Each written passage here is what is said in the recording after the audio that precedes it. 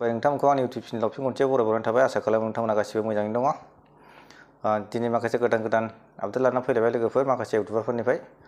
बे इउटुबारानो जाहैबाय एक्सट्रा इउटुबारनिफ्राय। मानोना बिथाङा एक्सट्रा इउटुबारा गावनि भिडिअनि गेजेरजों बुंनाय बायदि माने गिभअवे भिडिअ आपल'ड खालामदों आरोना लोगोफोर। बे भिडिअआव माने जायफोर माने कमेन्ट खालामगोन, जाय उइनार जागोन बे कमेन्टनि गेजेरजोंहाय बे भिडिअआव जाय कमेन्ट खालामगोन बेवहाय माने बिथाङा कमेन्ट पिक खालामनाय जाय उइनार जागोन बेनोनो मानोना 1000 फैसा होनाय जागोन आरोना लोगोफोर। मानोना सानै मानसिखौ पिकआप खालामगोन, सानै उइनार खालामगोन बिथाङा।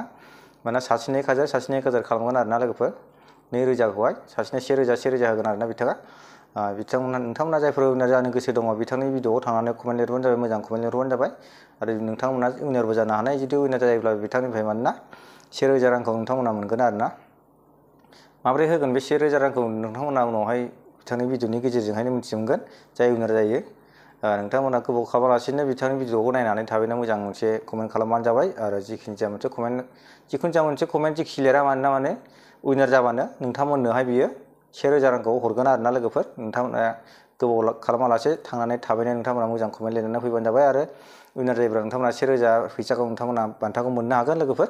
बेनिखायनो थाबैनो थांनानै नोंथांमोना भिडिअनि कमेन्टआवहाय लिरना फैदो आरोना लोगोफोर। आं भिडिअखौ एसेयावनो दोनथ'नाय जासिगोन लोगोफोर।